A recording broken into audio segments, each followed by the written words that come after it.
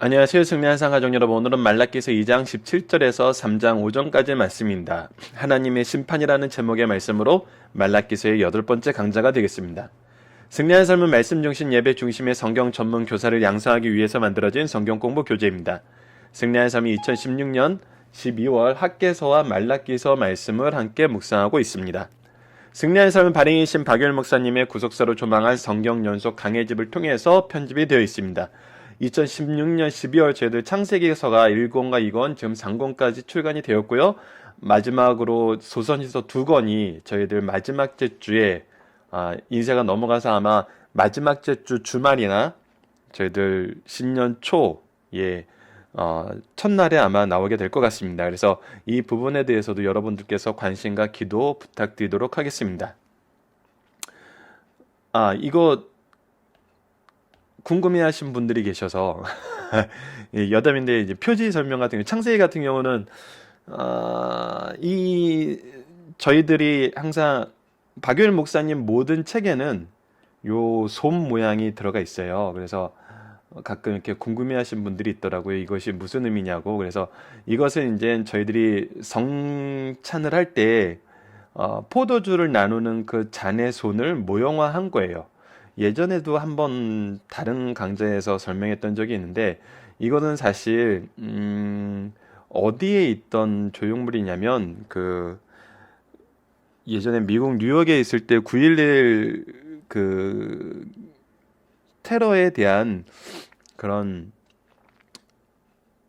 이렇게 소장품들이라 그래야 되나요? 아니면 그것을 애도하는 기념관이 말이 좀 그러네. 애도하는 그 애도관에 한 예술가가 기증을 해서 이제 그곳에 놓여 있던 잔이에요. 근데 이것이 이제 엄밀하게 말하면 여러 가지 의미로 그 교회였던 걸로 기억이 돼요. 교회 안에 기념 공간이 있었던 것 같은데 엄밀하게 말하면은 이것이 이제 성경적인 의미로 볼 때는 그리스도의 잔을 나눈다는 것은 그리스도의 구속의 은혜를 기념함과 동시에 그분의 고난의 잔을 우리가 나누는 거거든요. 예수님이 당하신 고난은 영혼 구원을 위한 고난이었고 우리의 사명, 우리에게 이 말씀을 주시면서 말씀의 사명을 감당케 하신 것은 바로 예수 그리스도를 전하기 위해 하나님의 구속사를 전하기 위한 그런 운동이었어요. 그런 목적이었죠. 성경을 주신 이유가. 그래서 우리가 말씀을 듣는다는 것은 그리스도의 잔에 동참하는 것이다. 그래서 우리가 말씀을 말씀대로 가르친다는 것이 현대 사회에서 얼마나 정말 힘든지 알고 있잖아요. 여러 가지 양념을 뿌리고 여러 가지 것을 동원하지 않으면 힘들다라는 것이 이제 우리 모든 사람들이 공감하고 있는 부분이기 때문에 대부분의 사람들이 하지만 우리는 이것이 우리에게 고난으로 다가올지라도 하나님의 영광이고 하나님의 뜻일 때는 우리가 이것을 예수님이 가셨던 그 고난에 동참하는 자세로 예수 그리스도의 구원의 사역에 동참하는 자세로 이 말씀을 우리가 끝까지 잘 유지하자. 그런 의미에서 이 고난의 잔을 나누는 모습을 저희들 박윤일 목사님 책에는 항상 넣고 있습니다. 그리고 이 창세기 1번 그림에 대해서 궁금해하시는 분이 있는데 이것은 정확하게 마을 이름이 좀 에일락이었나? 그 이스라엘의 한 예술가 마을이 있어요. 뭐 이게 홍대 예술가촌 있는 것처럼 아주 오래전부터 조성된 예술가 마을에 있는 한 그런 상이에요. 뭘로 만들어진지는 모르겠는데 직접 만지지는 않았어요. 근데 이렇게 공원의 한 가운데 이렇게 놓여져 있는 상인데 이게 아담과 하와가 선악과를 따먹고 지금 반대쪽이 잘 안 나와 있지만 양쪽으로 이렇게 한 입씩 먹었어요. 그래서 죄로 인해서 하나님과의 언약을 깬 그 죄에 의해서 괴로워하는 모습. 그래서 이것이 어떻게 보면 죄에 대한 가장 어떻게 좀 우리에게 잘 표현하고 있다?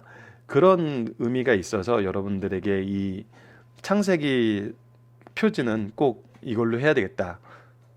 근데 이게 창세기 표지를 처음에는 전부 이걸로 할까 했는데 이게 번호만 바꾸고 저희가 시편 같은 경우는 총 9권인데 다른 말씀은 이제 4권 정도 되는 말씀은 똑같은 표지로 이렇게 번호만 바꿨는데 시편 같은 경우는 9권이다 보니까 이거는 좀 바꿔서 하는 게 좋겠다 그래서 시편 기자 여호와는 나의 목자이시니 하면서 우리를 양으로 표현한 것이 되게 좋아서 저희들이 양 표지로 이제 시편은 9권을 했어요.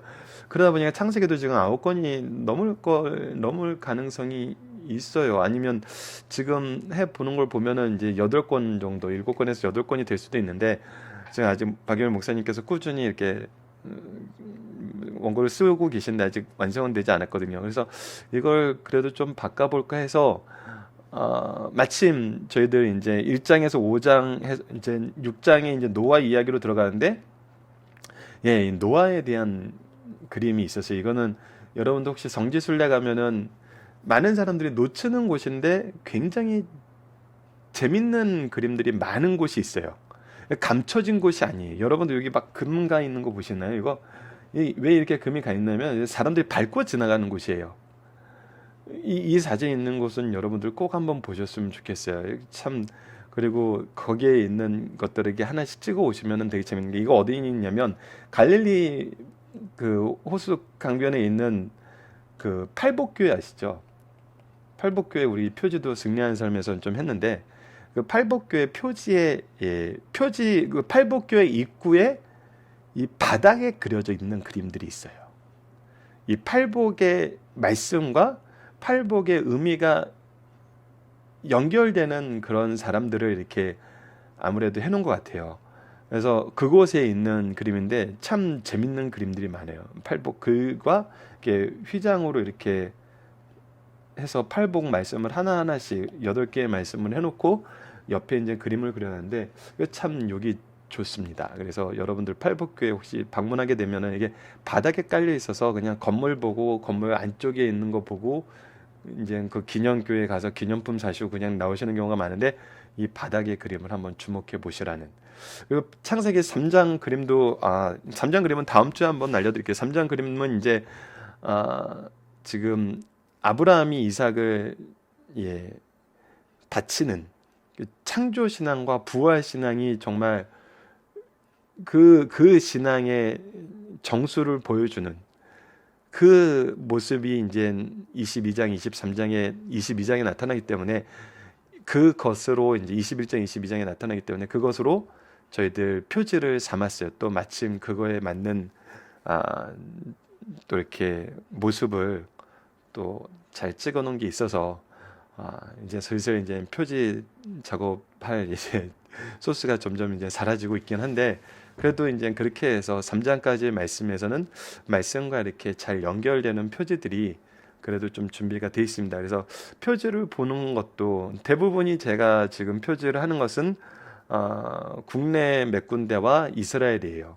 이스라엘과 암스테르담에서 이제 예전에 이스라엘 갈 때 암스테르담 경유를 하면서 거기서 이제 경유지에서 잠깐 찍었던 사진들로 이렇게 구성이 되어 있는데 아마 여러분들이 성지순례 하실 때는 도움이 되실 것 같아요. 그래서 제가 예전에 이제 블로그에 성지순례 이제 사진을 한번 좀 정리해서 그 역사적인 의미까지 좀 공부해서 올려놓자 했는데 이게 이제 블로그를 안 하고 이제 책 만드는데 또 학업하는데 집중하다 보니까 좀 그 부분은 좀 이게 좀 사이드로 몇 년간 수년간 밀려 있는데 언젠간 한번 이거를 이제 이런 동영상 강좌로 한번 여러분과 나눠보는 시간을 갖도록 하겠습니다. 그래서 지금 창세기나 장건까지 됐고요. 이제 소선지서 나오는 것도 여러분들께서 꾸준히 좀 관심을 가져주시고 새로운 책 나오면 가끔 이렇게 표지 설명은 좀 나누면서 이런 좀 이런 생각도 한번 나눠보는 시간을 갖도록 하겠습니다.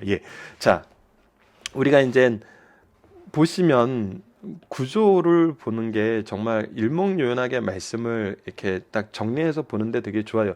제가 이것도 이제 제 개인적인 그 유익을 한번 말씀드린다면은 제가 오랫동안 이제 박유일 목사님 저는 뭐 아들로 태어났으니까 당연하죠. 이게 그 강성교회에서 연속 강의 설교를 들으면서 이게 일주일에 2편 정도, 많으면 3편 정도도 간 적이 있어요. 근데 일반적으로 2편 정도 연속 강의 설교를 하시면은 이게 뭔가 그게 있어요. 이게 뭔가 연결되는 듯한.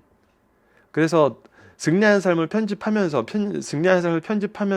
이제 느꼈던 것이 뭐냐면, 목사님이 그 주 말씀에 여러분들 이 16페이지 되는 말씀을 이제 강단에서 강의하시기에는 정말 시간적인 제한이 많아요. 이게 설교하신 원고의 솔직히 3분의 1도 설교를 못하고 내려오실 때가 많거든요. 보통 40분 설교를 하는데, 그래서 정말 그러면 이게 설교를 다 못하고 내려오시는 것은 이제 제가 책을 만들면서 알게 되고, 예전엔 잘 몰랐어요. 저도 원고를 잘 안 보니까. 근데 이제 원고를 이제 꾸준히 보시는 분들은 그 3분의 1 설교에 플러스 알파를 집에 가서 이렇게 더 나누게 되시는 거거든요. 그래서 그게 정말 너무 좋은 거예요. 근데 제가 이제 편집을 하면서, 저 같은 경우는 이제 편집을 하다 보면은 이 일주일 말씀 가지고 하루 이제 주일날 설교되고 주일날 주셨던 말씀으로 일주일을 사는 것이 아니라, 정말 어떤 날은 하루에 한 달에서 두 달치 분량의 말씀을 이렇게 쭉 읽고 편집하고 교정하고 이런 것이 반복되다 보니까, 주일날은 시간 관계상 얘기 못했던 것 중에 뭔가 이렇게 흐름이 있다는 거예요. 말씀의 흐름이 있다는 거예요. 말씀에서 우리들에게 이제 하나님께서 우리를 이끄시는 그 방향성이 보이더라는 거예요. 그게 연속 강해 설교의 참 좋은 부분이거든요. 근데 그것을 이제 강성교회 출신인 김천수 목사님이 이제 박사과정에서 이 구조 연구를 통해서 이것을 이제 정리하기 시작하신 거예요. 그래서 박윤호 목사님 책에 항상 이 구조가 나타나 있는데, 그 구조는 이제 일반적인 성경 전체의 구조를 설명해 줌으로써 우리가 이제 흐름을 기억하고 따라오게 하는 것이라면은, 어떻게 보면 이제는 이건 반대적인 거예요. 우리가 연속 강의 설교를 통해서 하나님의 뜻이 무엇인지 저렇게 더 적극적으로 찾아가면서 이제 묵상하는 그런 훈련이 이제 구조에서 돼요. 자, 왜 오늘 이 얘기를 장황하게 하냐면, 여러분들 지금 말라기서에는 6편의 설교가 있어요.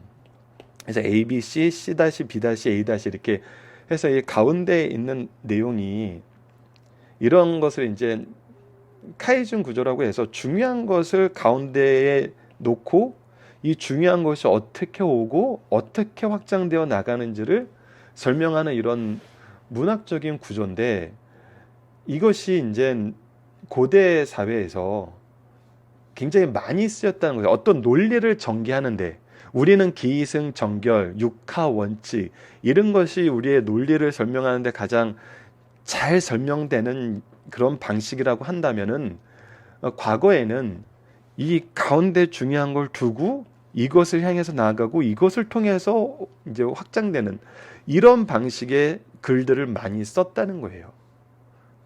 그래서 하나님께서 성령을 기록할 때 사도와 선지자들의 죄의 오염을 막으시고, 죄의 오염을 막으신다는 것은 그들이 자기들의 기준을 쓰는 것이 아니라 하나님의 기준을 쓰는 거예요. 죄가 무엇이에요? 하나님의 기준이 아닌 게 죄예요. 그러니까 하나님의 기준으로 쓸 수 있도록 성령께서 역사하시면서, 그러면서 그들의 사상 표현과 용어 선택을 지도하시고 감독하시는 거예요. 지도하고 감독하신다는 것은 그들의 문체와 그들의 글 쓰는 습관이 있지만 그 안에서 하나님이 조절해 나가신다는 거예요. 그러니까 그들이 가장 잘 표현할 수 있는 방법으로 이 글을 쓰게 하신다는 거예요. 그런데 그런 관점에서 이제 우리가 성경을 볼 때 당시에 어떤 그런 글쓰기 방법이, 그 어떤 논리를 표현하는 방법이 여전히 나타나 있고, 하나님께서 그런 방법을 또 사용하신다는 거예요. 자, 이제 그런 관점에서 우리가 지금까지의 이제 이 말씀을 볼게요.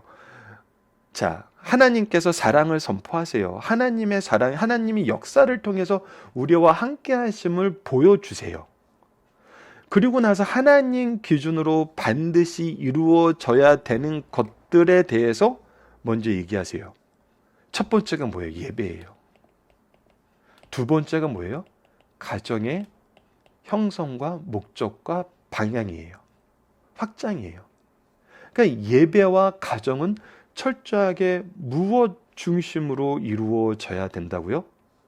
하나님 기준 중심으로. 자, 이 하나님 기준 중심으로 이루어져야 되는 절대적인 것이 예배와 가정임을 얘기해 주면서 우리에게 누구를 소개시켜 주시냐면 메시아를 소개시키시고 이 기준에 의한 심판을 선언해 주세요. 이게 그래서 핵심인 부분이 되는 거예요. 특히 오늘 말씀이 핵심이 되는 거예요. 하나님의 기준을 우리가 어떻게 알 수 있고 어떻게 우리에게 적용되고 이 기준에서 우리가 살아나가야 되는 모습이 무엇인가? 그것이 예배와 가정 안에서 어떻게 이루어져야 되는가? 더 나아가서 하나님 나라의 백성들은 이 기준으로 어떻게 살아야 되는가? 이 기준이 무엇인지를 소개해주고 이 기준으로 어떻게 살아야 되는지를 가르쳐 주는 게 바로 오늘 본문 말씀이라는 거예요. 자, 여기까지 이해를 하시고 오늘 본문 말씀을 보도록 하겠습니다. 하나님과 우리는 어떤 관계인가? 이 관계에서 중요한 것은 무엇인가? 자, 이 관계에서 가장 중요한 것이 바로 오늘 말씀입니다. 오늘 본문 말씀을 보도록 하겠습니다. 제목은 하나님의 심판. 본문 말씀 말라기서 2장 17절에서 3장 5절까지입니다. 자, 봅시다. 너희가 말로 여호와를 괴롭게 하고도, 너희들은 지금 여호와를 괴롭게 하고 있어. 너희들의 모든 말과 행동으로 너희들은 괴롭게 하고 있어. 근데 이르기를 우리가 어떻게 여호와를 괴롭혀 드렸나이까 하는도다. 우리가 언제 하나님 힘들게 했어요? 우리가 언제 하나님 안 믿는다 그랬어요? 우리가 언제 하나님의 방식대로 하나님의 뜻을 어긴다 그랬어요? 아니잖아요. 근데 자, 보시죠. 이는 너희가 말하기를 모든 악을 행하는 자는 여호와의 눈에 좋게 보이며, 너희들이 지금 여호와를 괴롭게 하는데 어떤 식으로 괴롭게 하냐면, 너희들이 악을 행하면서 악으로 인해서 너희들이 이득을 취하면서 악을 행하는 것을 뻔히 알면서도 그것을 뭐라고 얘기해요? 이건 하나님이 기뻐하시는 거야. 이렇게 얘기한다는 거예요. 그에게 기쁨이 된다면 또 말하기를 정의의 하나님이 어디 계시냐 하는 것 같다. 나쁜 일을 하면서 하나님을 위해서 한대요. 저는 정말 이 부분은 우리가 정말 주의해야 돼요.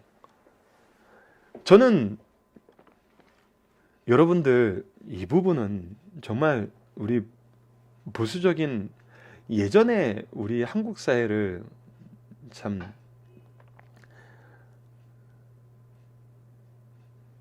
책임졌던 리더분들이 이런 얘기를 하는 걸 많이 들었어요. 뭐였냐면, 그분들의 얘기를 직접 듣지 못했죠. 그분들의 얘기를 전하는 목사님들의 얘기를 많이 들었어요. 교회가 정치와 가까이 하면 안 돼요. 여러분, 정치라는 것은 정의를 찾아가는 것이지 정의를 구현하는 곳이 아니에요. 정치라는 것은 서로의 입장에 의해서 조율되는 과정이지 서로의 입장 안에서 정의를 찾아가는 게 아니에요. 그래서 하지만 우리는 정의 안에서 살아요. 이 말씀을 잘 이해를 하세요. 정치는 이 집단들의 모임이에요. 자기의 이익을 대변하고 그 이익에 맞는 사회를 만들어 나가는 거예요. 그 안에서 조율하는 것이 민주주의예요. 정치는 자기의 입장을 대변하는 거기 때문에 정치 집단이 있다고 해서 다 민주주의가 되는 건 아니에요. 어디에나 정치 집단이 있어요. 그 정치 집단은 뭐예요? 자기의 이익을 대변하는 곳이에요. 하지만 그것을 조율하는 시스템을 가진 것이 민주주의예요. 그렇기 때문에 각자가 가진 절대 가치가 정의가 아니면은 그 조율 과정에서 정의가 이루어질 수가 없어요. 그래서 각자의 이득이 하나님의 뜻과 다른 부분이 너무나 많이 나타나는 곳이 정치예요. 그래서 정말 종교는 정치를 가까이 하면 안 돼요. 종교는 정치에게 하나님 기준을 선포하는 곳이지 정치 집단화되면 안 되는 곳이에요. 여러분, 분명히 얘기하자면 정치 집단들은 뭘 하냐면 민주주의 사회 안에서는 조율을 해요. 그 얘기는 우리가 하나님의 가치로 정치 집단을 만들면 우리 하나님의 가치를 조율해 줘야 된다는 거예요. 사람들에 맞게. 이거는 전혀 의미가 없는 행동이에요. 하나님의 뜻을 오히려 조율하기 위해서 들어가는 것이 정치라니까요. 이거는 여러분, 종교가 정치를 멀리하면 멀리할수록 경건성은 훨씬 더 잘 보장이 되고, 우리가 경건성이 잘 지켜졌을 때 세상의 빛과 소금의 사명으로 하나님의 말씀을 전할 수 있는 거예요.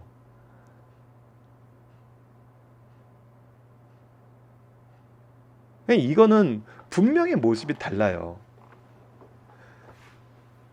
우리가 정치를 하기 시작하면 이런 일이 생긴다는 거예요. 악을 행하면서도 여호와의 눈에 좋게 보인다는 거예요. 우리가 이 정치 집단 만들고 뭐 정치 집단에만 집단이라고 얘기하니까 또 되게 거기에 사명감 가지고 정의롭게 일하시는 분들도 제가 알고 있는데, 그런 건 좀 죄송한데, 예, 종교인들이, 이제 정말 기독교인들이, 예,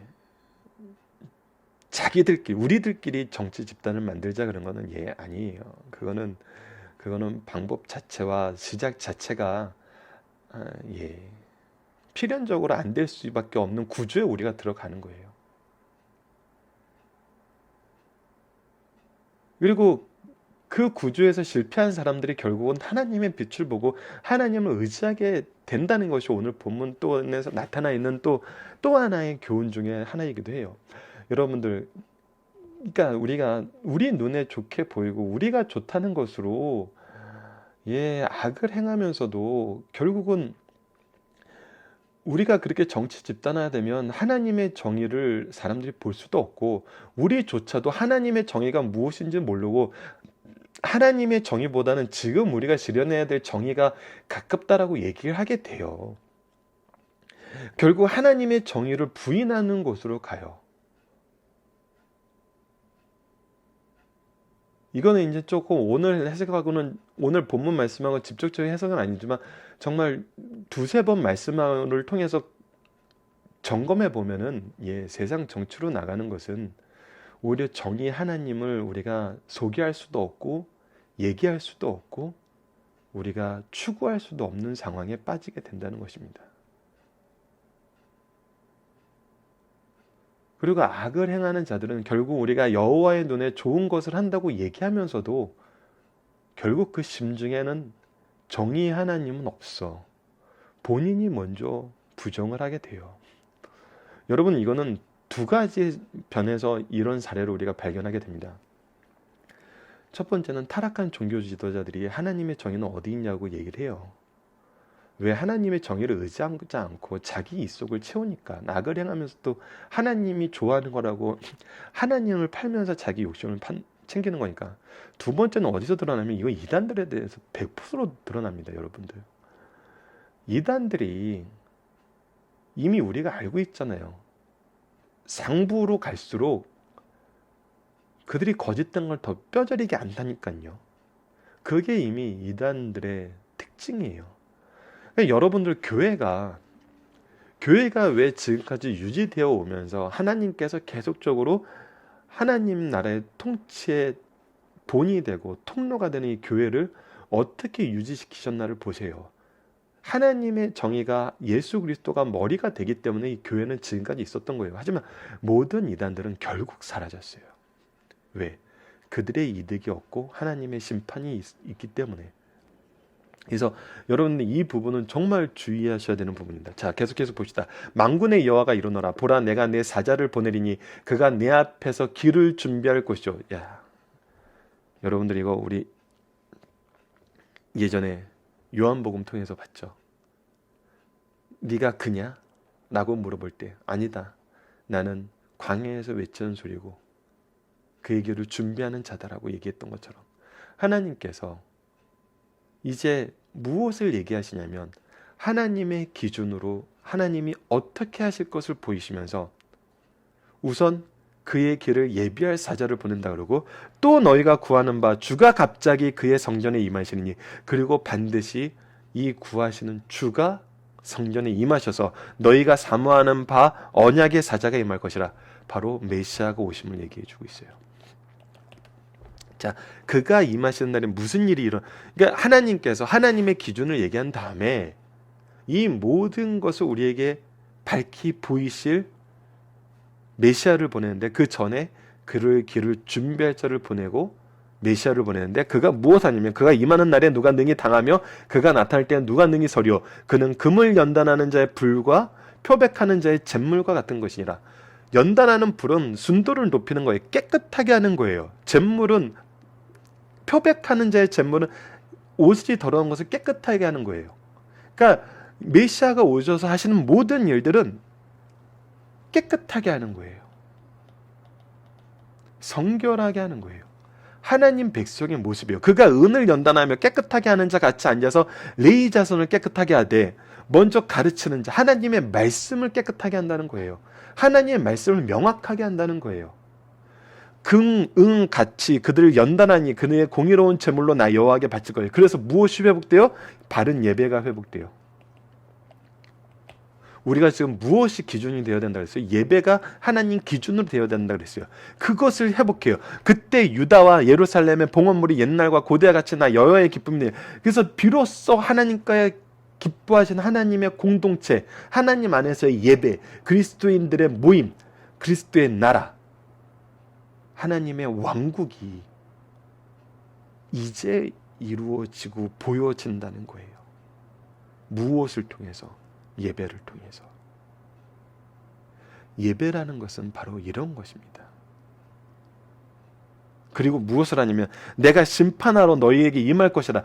점치는 자에게와 간음하는 자에게와 거짓 맹세하는 자에게와 푸근에 싸게 대해서 억울하게 하며 과부와 고발을 압제하며 나그네를 억울하게 하며 나를 경외하지 않는 자들에게 속히 증언하리니 만군의 여호와가 말하였느니라. 이런 자들에게 증언한다는 것은 이런 자들을 심판하러 오셔서 이런 자들의 죄에 대해서 직접 증언하고 심판하신다는 거예요. 이것이 바로 뭐예요? 사회의 문제예요. 가정의 문제예요. 예배와 모임인 가정, 교회, 사회.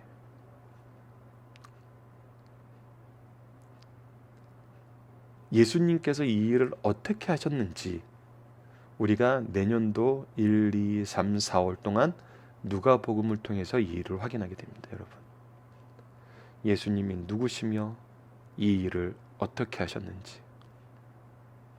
그래서 우리가 말라기서 말씀과 누가복음 말씀을 또 연결해서 보는 것은 너무나 큰 은혜가 돼요. 여러분들, 내년에도 여러분들 누가복음을 통해서 이 부분을 확인하시기 바랍니다. 예수님의 오심은 바로 이 일을 위한 거예요.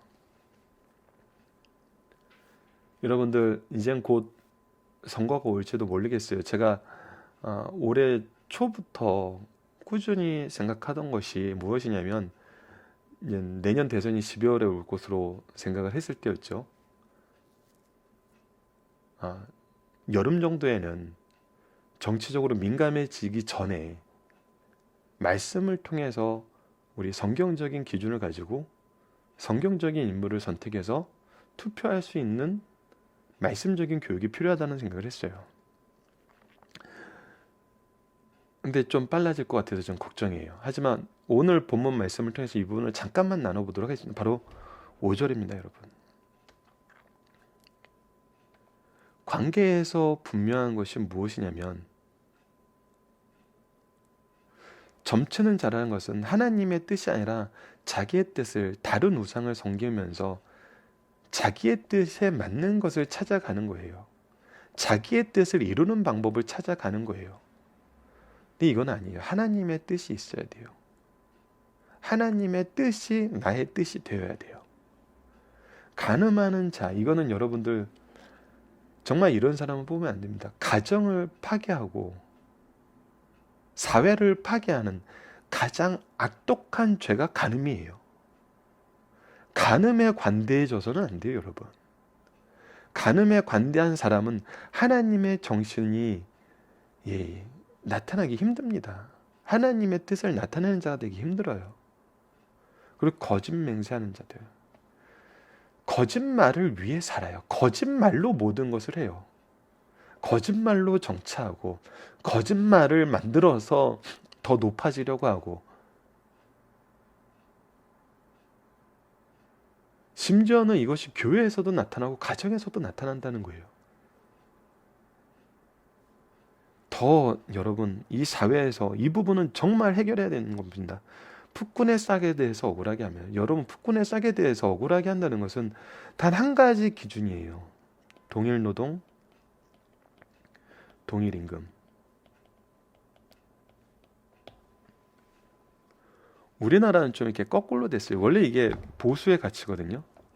얼마 전에 한 네티즌이 아베 우리나라에선 비난받을 제목이 너무 많은 사람들인데 얼마 전에 기사에 이것을 발표했더라고요. 예,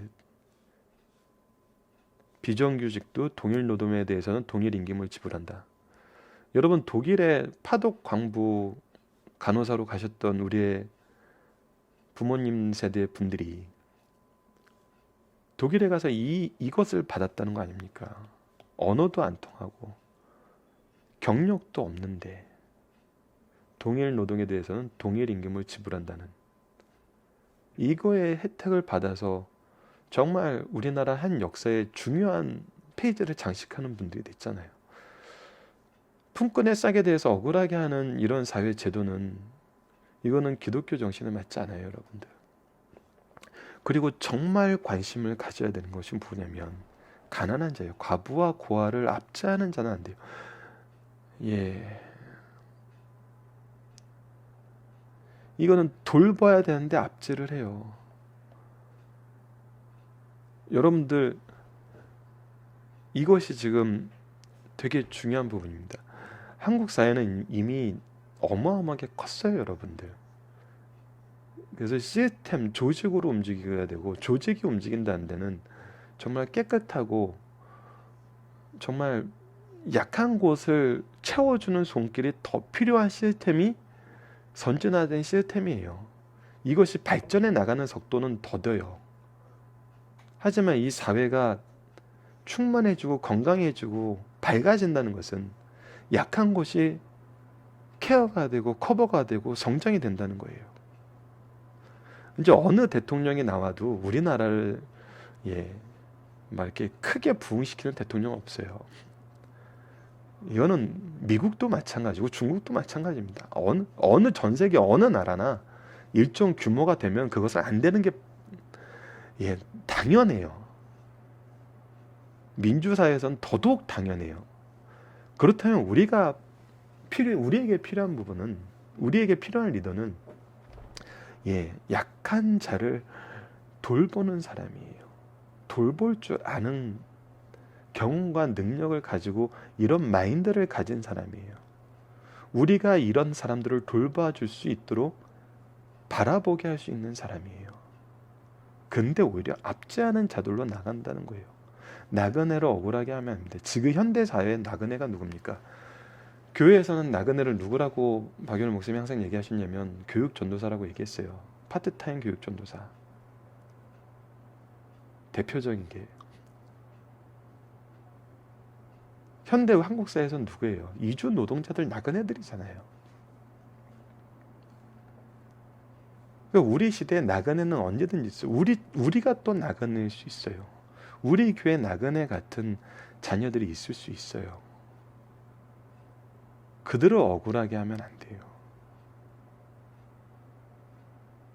그리고 하나님을 경외할 수 있는, 하나님을 믿는, 이게 참 아이러니합니다. 하나님을 믿는다 그러면서 경외하지 않는 사람들이 많이 나왔었죠, 지금까지. 하나님을 경외하는 사람이라면 할 수 없는 일들을 많이 하는 사람들이 나왔어요.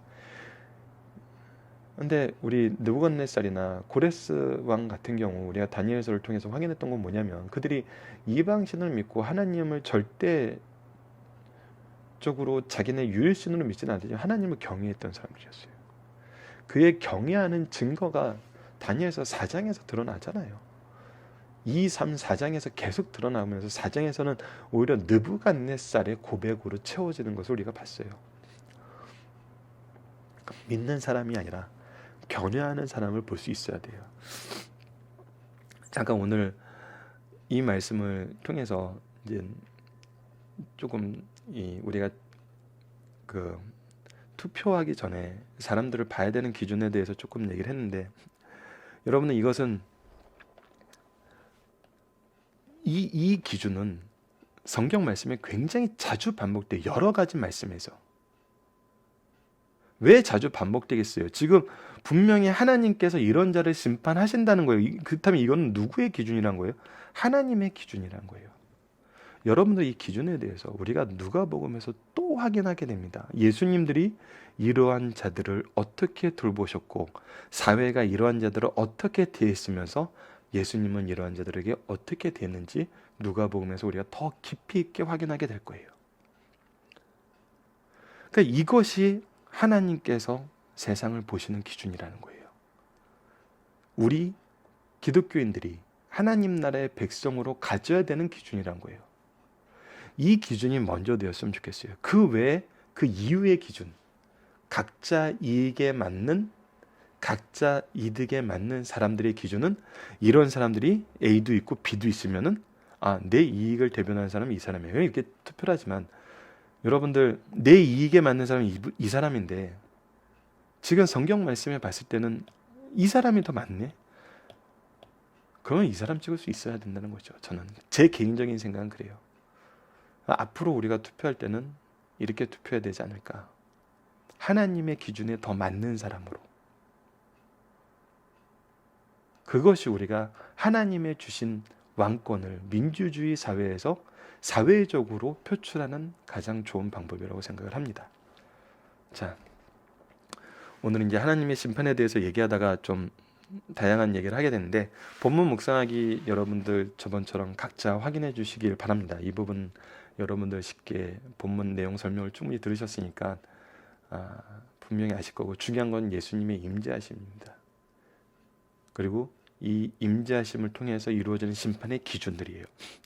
이것은 우리가 내년도 누가복음을 통해서 더 깊이 있게 확인을 할 겁니다. 예수님이 누구시고 왜 오셨고 무슨 일을 하셨기 때문에 우리도 예수님과 같은 기준을 가지고 가정과 교회를 세워나가야 된다는 겁니다. 자, 중심사상입니다. 말라기서는 6편의 설교로 구성되었으며 오늘 본문은 4편의 설교이다.